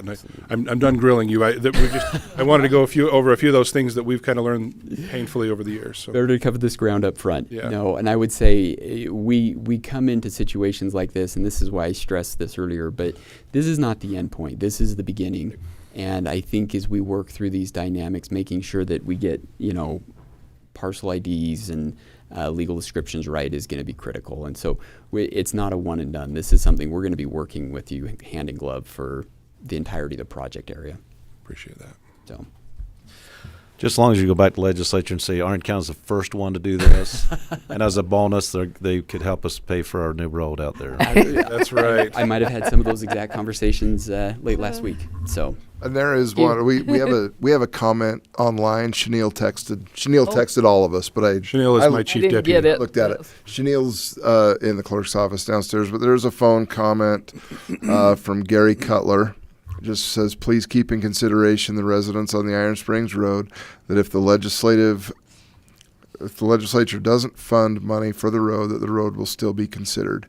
I think I can speak for all of us that we've had this road in our conversations for a long time before this project area came into be, and we're looking at all options to upgrade that road. That's been a priority even before this project area. So we're actively pursuing funding to our previous modify the road. Yeah, our previous engineer had already done some preliminary estimates on that road years ago. 4 years ago was $5 million. I think it's probably 10. So it's probably double now. But anyway, I think everyone's probably on board with getting that money because the B&C road's really, we struggle with keeping enough monies to do those roads. So I think he's proposing $100 million. So hopefully we can get just a few of that. I mean, of course, a lot of them will go to the Wasatch Front too, but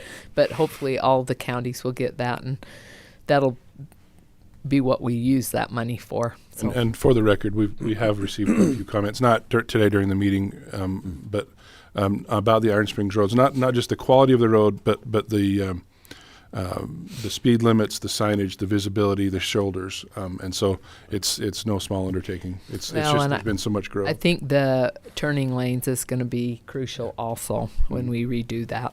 Well, I've been following the issue peripherally, but have been dialed in. I'll tell you what, if Evan Vickers, Senator Vickers, can't get it figured out, nobody at the legislature. That's probably true. He is as good as they get. So, yeah. So real quick, so with that tax increment that you build up, can infrastructure that supports a project, can that apply for or not? Or does it just have to go to the 800 acres? Commissioner, that's a very good question. I'm going to step out on to a little bit of legal thin ice, if that's okay. It's not prescribed well in our statute. That's probably something we need to clean up a little bit. So maybe that's something we can even look at this session. We've got a bill we'll be running. But my opinion is yes. And I think there's well-defined RDA statute and precedent that says it's happened in other RDA project areas, and so I think there's a precedent to say that we could do the same thing here, obviously, if that's what the county working with BZI wanted. But I think we could find a way potentially with some of the tax increment for supporting infrastructure. Okay. Thank you. Appreciate it. Of course. Is there any other comments from the public?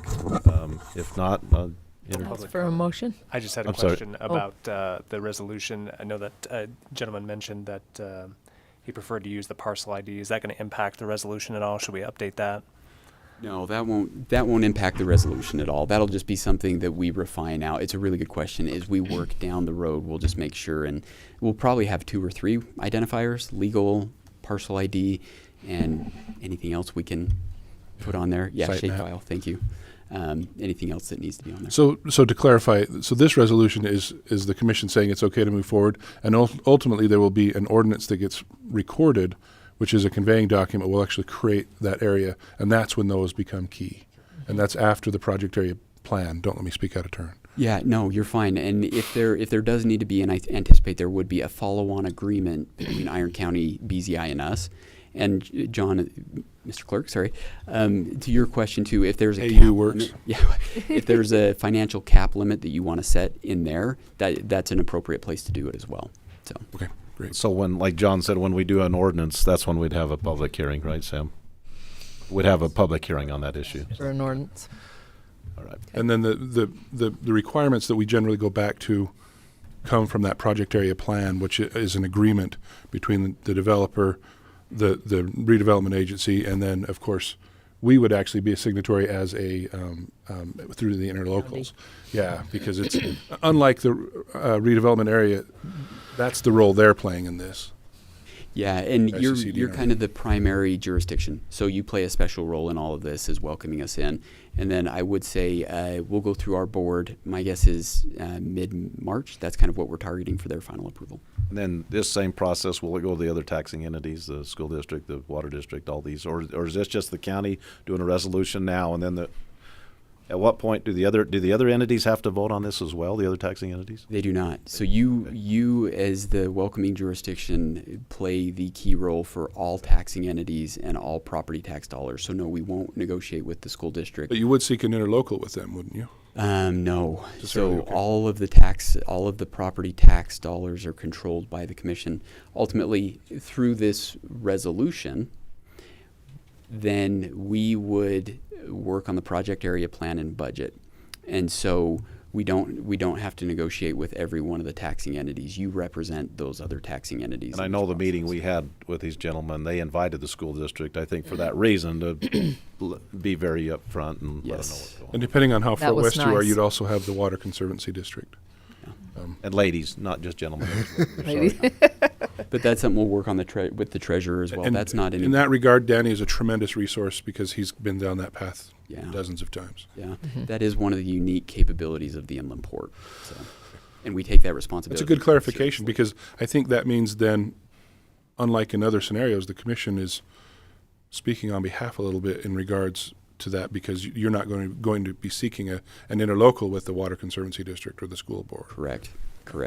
So if they had input, they could come during the public hearing when we pass the ordinance to weigh in. Yeah, and we want to be, just to put this on the record, we want to be very good stewards. This is not money that's going to flow in a way.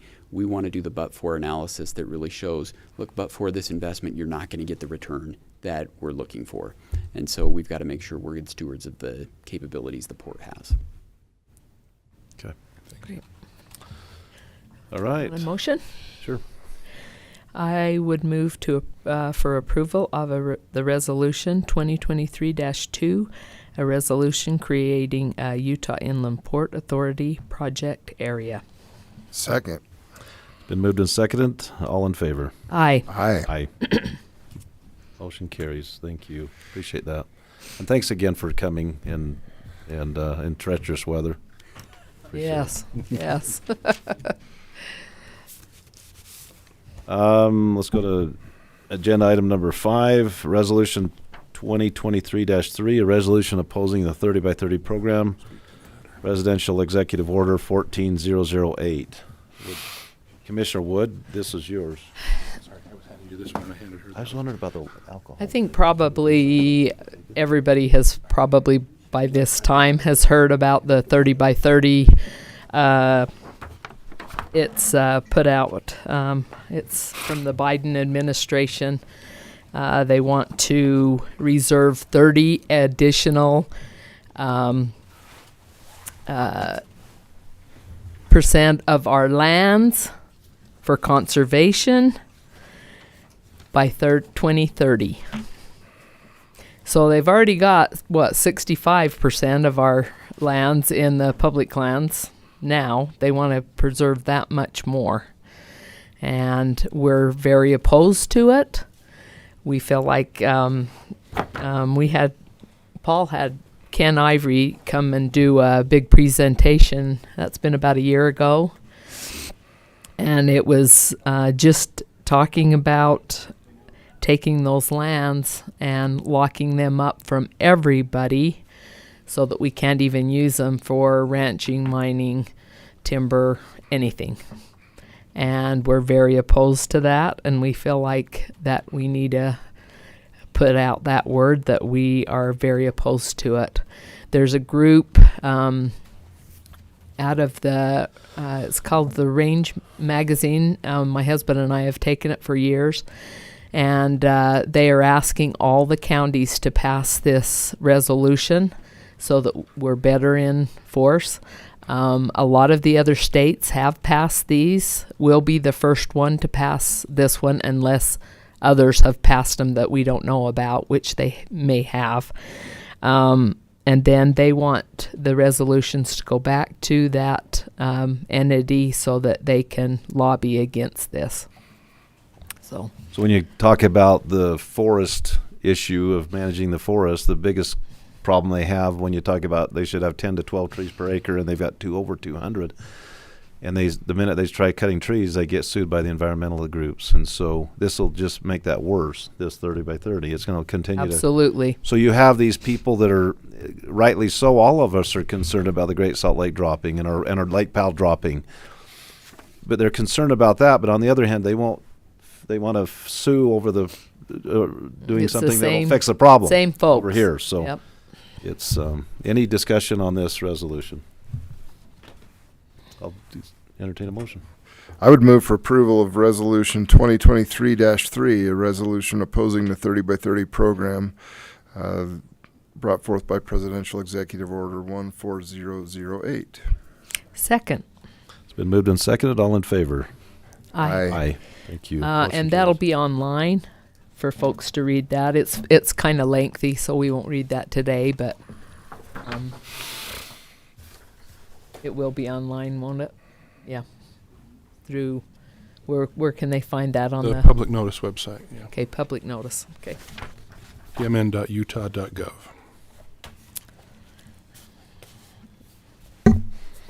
Okay, we'll go to item number 6, discussion and possible update of 2023 per diem and mileage rate. Lucas.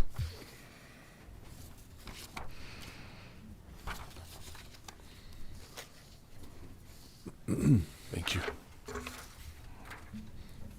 Thank you.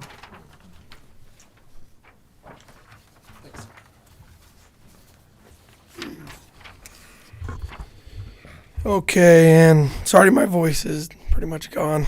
I know Dan's voice was gone for like 2 months before he left, and then he Gave it passed to it you. on to me. So I think it's just part of the position. So for 2023, we have the updated per diem rates for meals and for mileage. For those, we follow the state rates and the IRS rate for mileage. So the state rate for breakfast is going to be $13. For lunch, it is $15. For dinner, it is up to $26. And then for mileage, so if there is no pooled vehicle available for that person to use, so they have to take their own vehicle, then it is 65.5 cents per mile. Say there is a pooled vehicle available, they just choose to use their own vehicle, then we pay a lower rate, just to cover, what it would have costed us if they would have used the pooled vehicle, and that rate is 33.5 cents a mile. So, any questions about that? I have a question about the per diem on the food.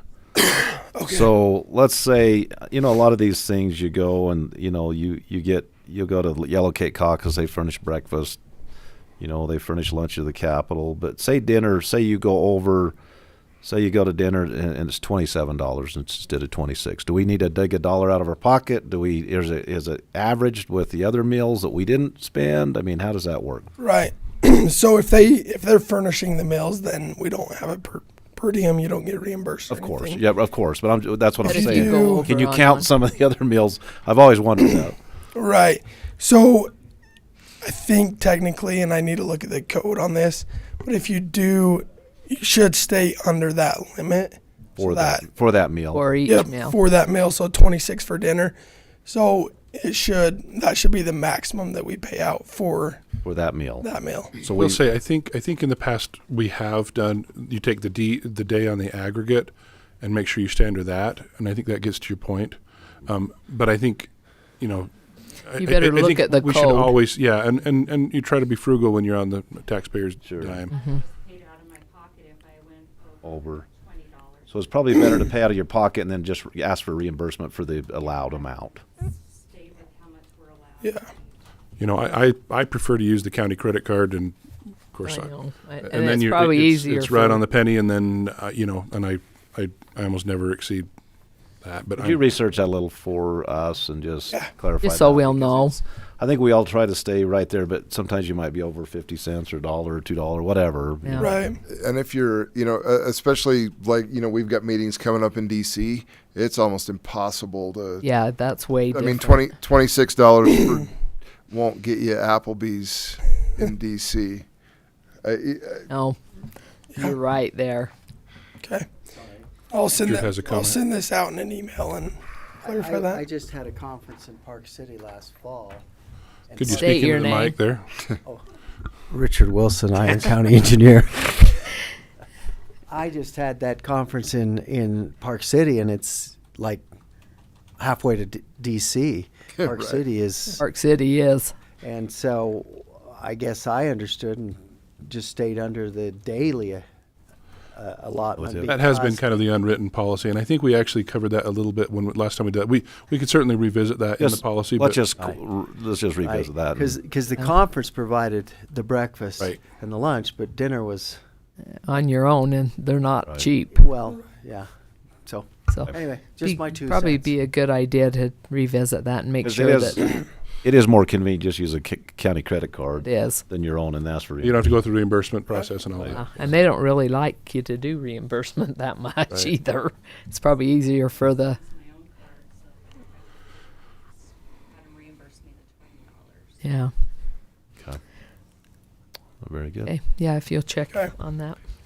Yeah, we'll look in that aggregate, but Okay, thank you. Any other questions? Not, I'll entertain a motion.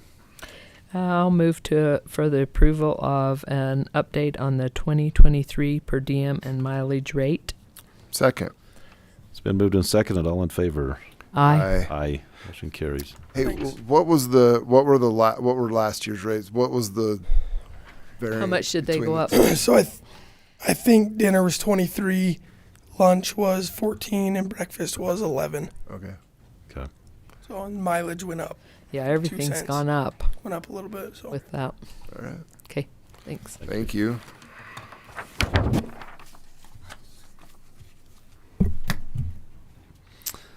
I wonder, Commissioner, if we should jump to.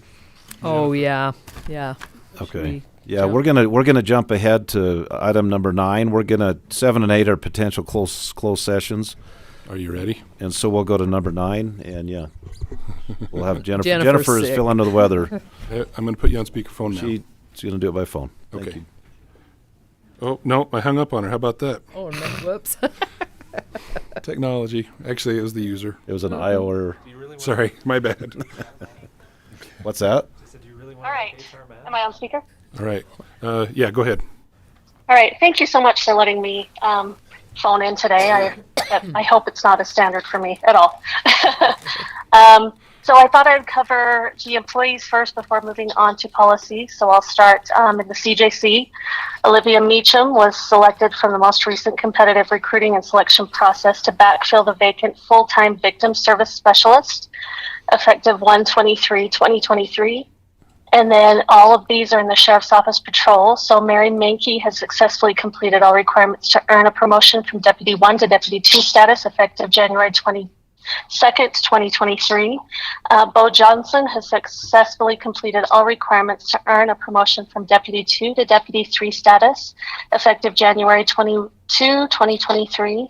And then Cree Carter was selected from the most recent competitive recruiting and selection process to backfill the vacant full-time Deputy 1 detective effective January 23, 2023.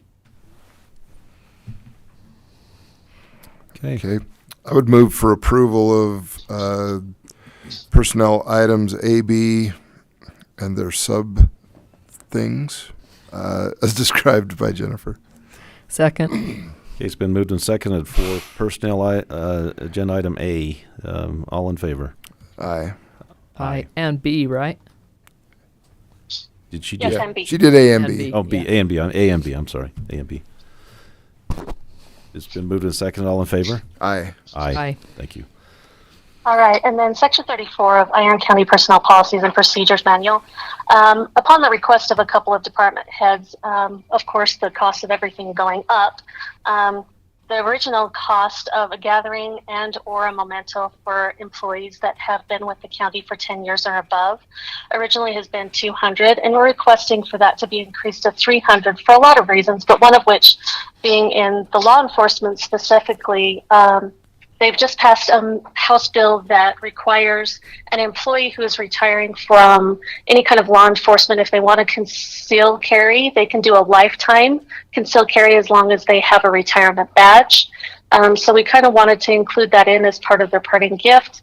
There's a couple other reasons why too, but that was just one of the main things that kind of started driving this, as well as the volunteers. If we have a volunteer that has been a lifelong or a 5-year long, I guess I should say, volunteer with Iron County in one of our like search and rescue or, some sectors like that, we are requesting that to be increased from $10 to $50 with the verbiage that they need to be at least 5 years as that service. I would like to make one suggestion. Yes. Under B2, it talks about flowers. And, Yes. $50 is just gotten to where we can hardly do that anymore.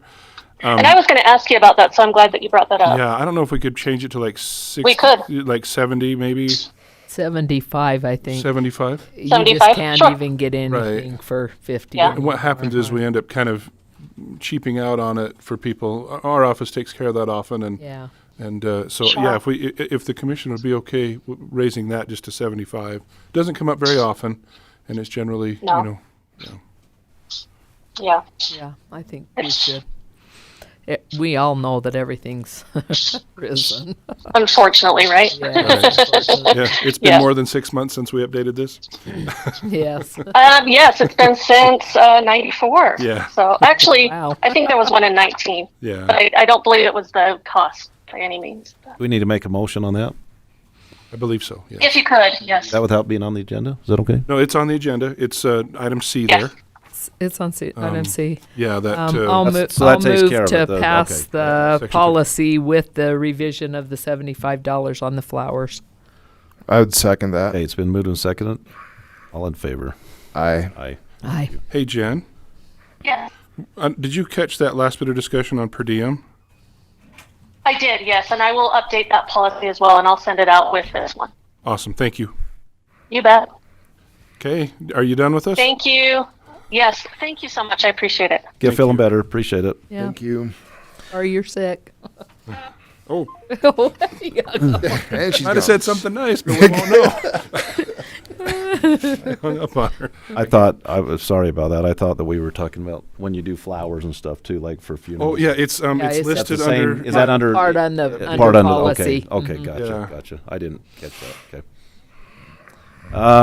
County boards. I've got two things, and I texted the other commissioner just to let him know I was going to be bringing this up. Paul Monroe, our director of the Central Iron County Water Conservancy District, has two positions that are need to be filled. That the terms are expired.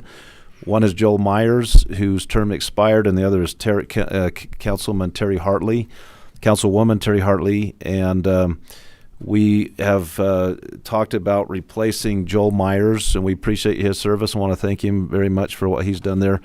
But replace Joel with Andrew McCrae, and John, the spelling on that is MCCREA. And Andrew has been working. He's retired. He has a lot of time. He's very passionate about water. His expertise is drilling wells and oil and gas exploration, so he's very knowledgeable about the underground and what's there. He's been working with Cedar City extensively with giving free advice, and I've been in several presentations. He's very knowledgeable, and we appreciate what he's doing. But I contacted him on Saturday and asked him if he would be willing to serve pending approval from this body, and he said he would love to. So we've got Andrew McCrae, and then also Councilwoman Hartley is willing to re-up and serve another 4-year term on the water board. That was her Great. first term. She's only served one term, Yes. right? Yes. So and so those are the two names I'd propose for that. Have a motion? So moved. Okay. Second. All right. So it's been moved and seconded to approve Andrew McCrae and as a new board member and re-up for Councilwoman Terry Hartley. So it's been moved and seconded. All in favor? Aye. Aye. Motion carries. Thank you. So we'll go ahead and go to item number 7. Review and possible approval of land acquisition from Sitla. And this portion of the meeting may be closed pursuant to Utah Code 52-4-20 or 205D, strategy session to discuss the purchase, exchange, or lease of real property. And so are we planning to go into closed session for this then? Sam? I don't. Sam. I mean, yes. This, it is. okay, I was going to So say. we need a roll call vote, right, to go into Correct. closed session? Yeah. So I'll entertain a motion. Okay, I will move on a closed session for the Sitla purchase land. Okay, and roll call, Mike. Oh, we need a second. Second. So, Yeah. sorry. I'll second that. Second it. Mm-hmm. And we need a roll call. So, Mike. Oh, yes. Yay. Aye. Aye. Aye. Okay, so motion carries. So we'll go ahead and go into closed session, and then we'll come out and take care of agenda item number 8 after that.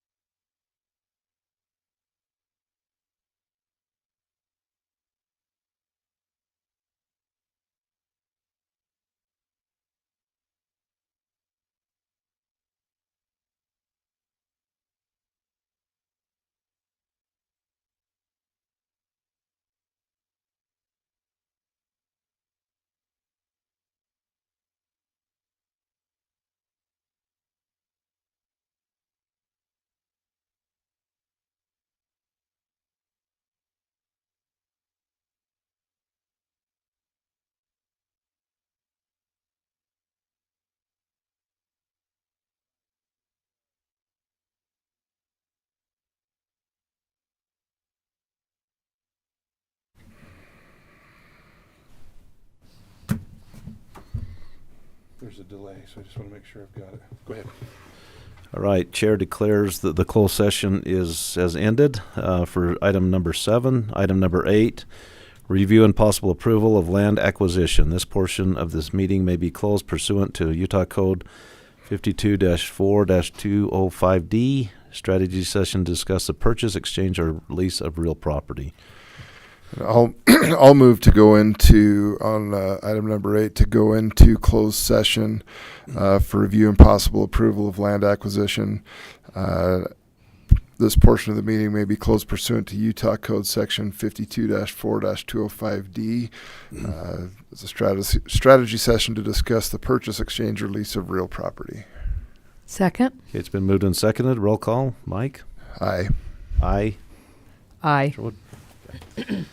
Motion passes. We'll go into closed session.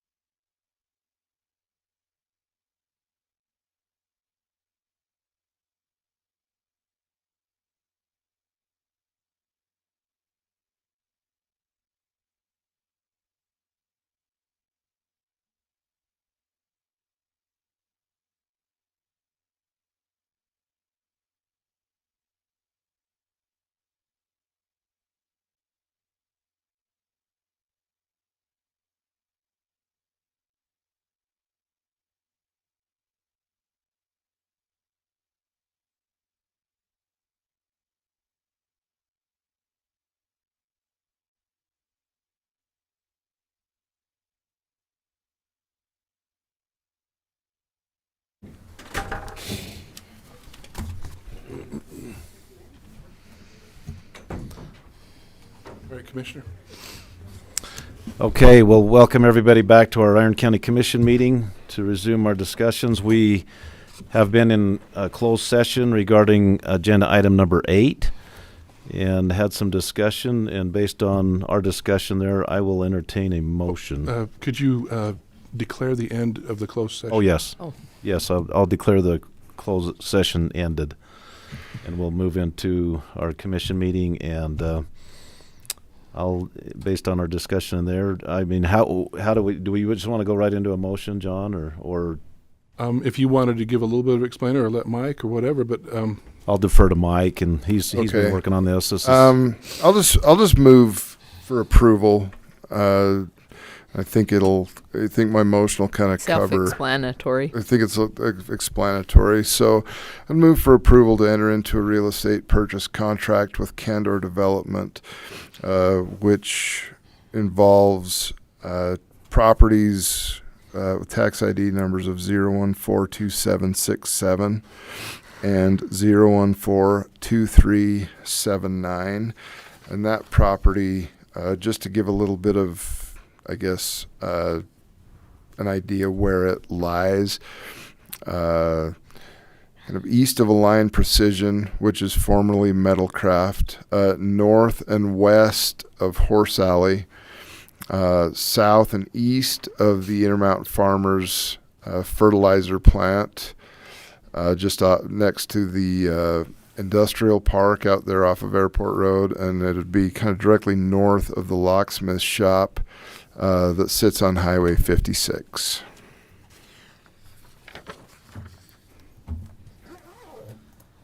have a second? Oh, second. It's been moved and seconded. I would like to make a comment before we vote. This has been a long process. We want to thank the committee that's worked on this, and Commissioner Blake for all their efforts.